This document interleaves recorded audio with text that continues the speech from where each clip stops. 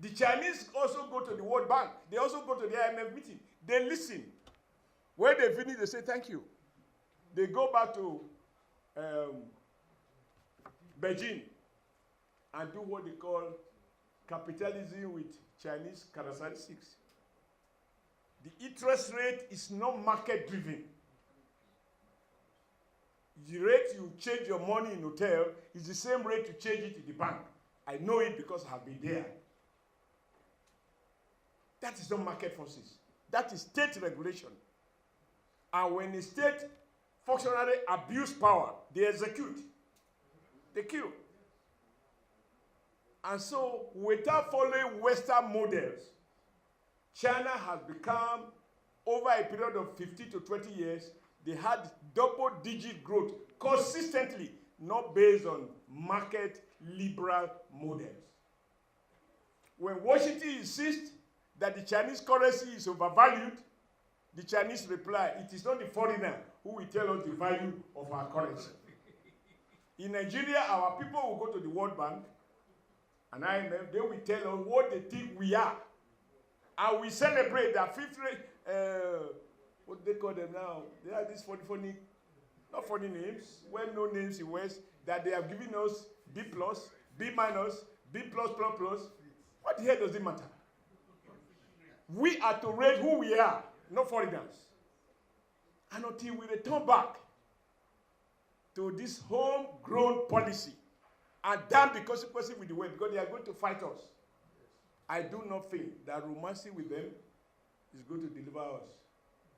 No, it will not. And they will turn around to accuse us of corruption.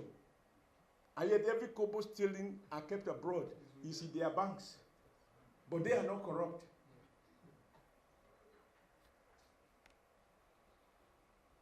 Now, let me conclude.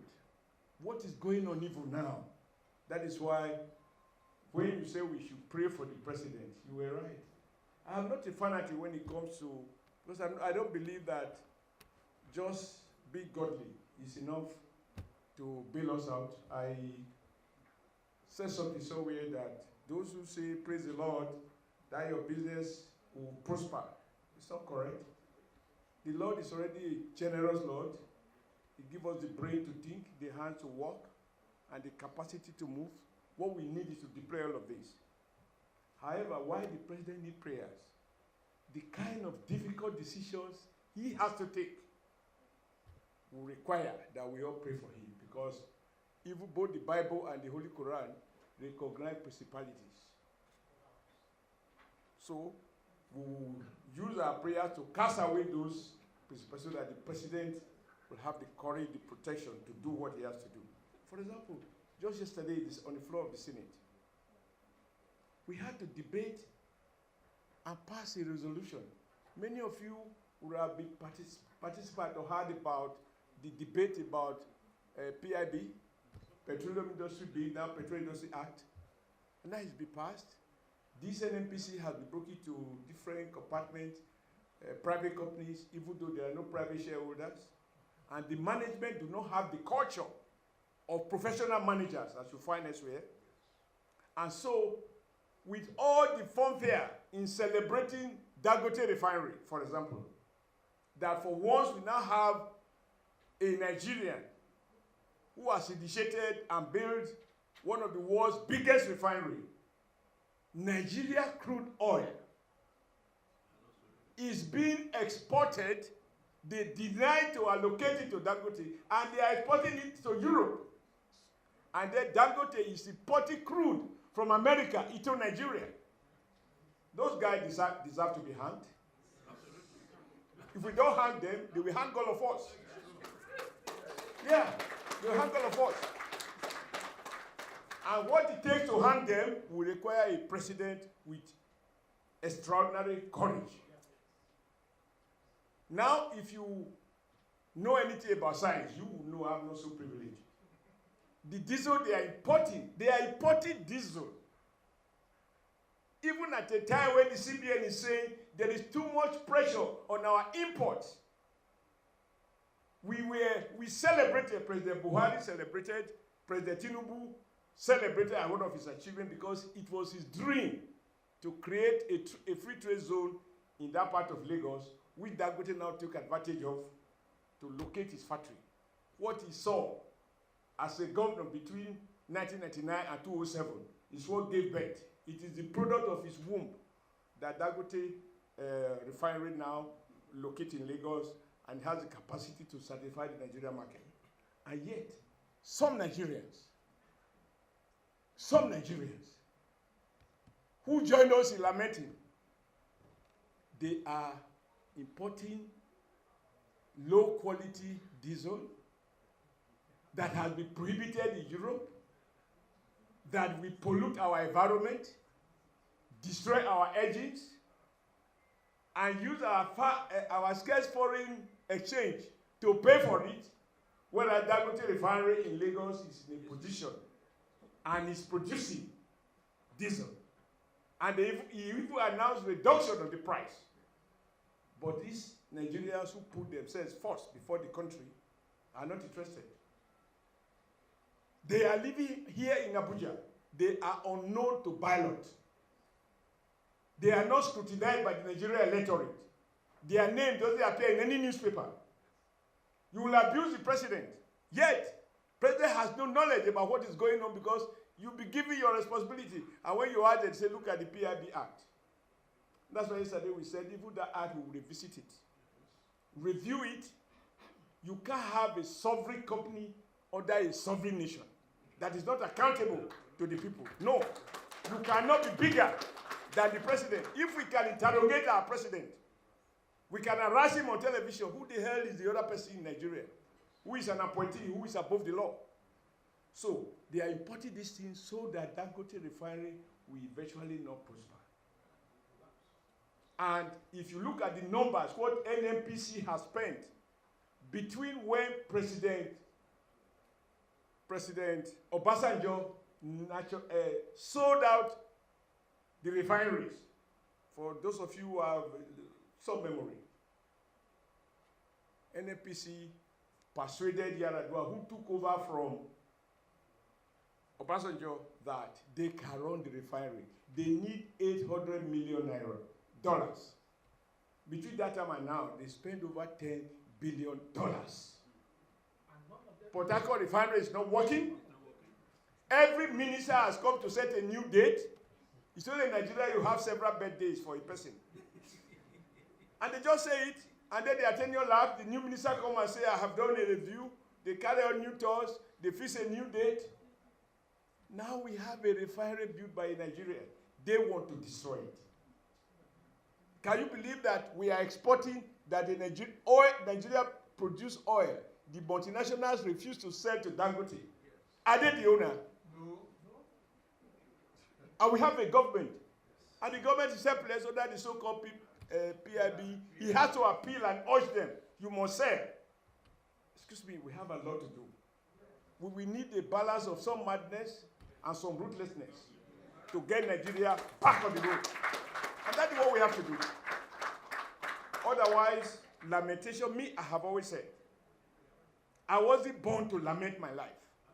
I was born to confront challenges and to overcome them. If I can speak here today, sir, it is because my late father told me, Adams, hard work does not kill. What kills is laziness. Courage is a requirement for a man to navigate through very dangerous forests. And every good thing is in that forest. As you can see, those of you drinking Chinese tea, they are all from the forest. But when you process them, they do some nice things in your system. So let me conclude by saying that, for me, we have hope. And this president rightly said there's a renewed hope. The world is renewed if you have given up. And Amadi says so. When you give up on yourself, who is going to bail you out? Now, somebody talk about productivity. I think Amadi. How can we be productive without power? I also believe that going forward, we have to revisit the privatization of the power sector.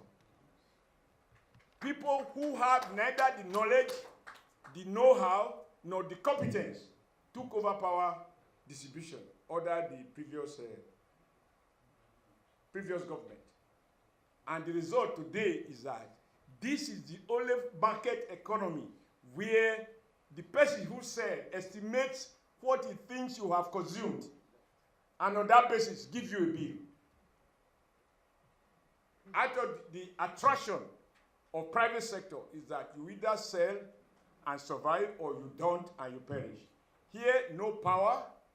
While you are in the dark, they give you a estimated bill. That we have to not lament away.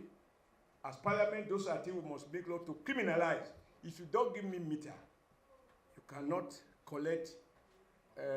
And I'm sure you know, in many of our communities, when I was campaigning, I got to a community where the BDC said they were owing about 19.8 million naira. The entire income of the community is not up to that. And so they were disconnected for about 2 years. Now election is coming, and they tell me they are in the dark. Okay, that is part of the good thing about democracy. Now, these people are in the dark, but they can vote on election day. So I have to appropriate money to pay the bill for them so that they can vote for me. But that is not the logic of privatization, that you will price electricity out of the reach of the ordinary Nigerian who only need one bulb just to see. He has no air condition, he has no refrigerator. Even worse, as governor of Edo State, I spent taxpayers' money in hundreds of millions to buy transformers. Not to even big men, many of you have had to pay for a transformer. That is the part of the cost of distribution. Now, this is made by individual pays the cost, and then this private BDC, discos, take up the ownership, and they give you bill.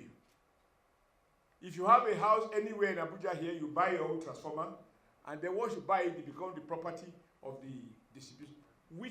Where else in the world do you pay for basic costs and yet you pay your bill without deducting it from your investment? So there are a lot of things that have to be done. All of this will require courage. The good news, President Bola Ahmed Tinubu has excessive dosage of courage. And I believe he will reverse half of that, and Nigeria will be on the march again. And like you said, I joined our convener in saying that we haven't come here to lament. We've come here to say, if Nigeria worked before, we just need to find out what did we do wrong that brought us on our knees. But remember, for me, basic common sense, if the elephant was strong enough to dominate the forest, and all the trees were shaking when the elephant is coming, lesser animals were afraid, and somehow it caught some ailment or something, and it went on its knees. When you nurture it back to health, it will still dominate its forest, and all other animals will take a bow. Nigeria will make it, and I have confidence. Not my tears, but my courage. Together, we'll bring Nigeria back to a country that no one is oppressed, that people are ready to all. Thank you very much.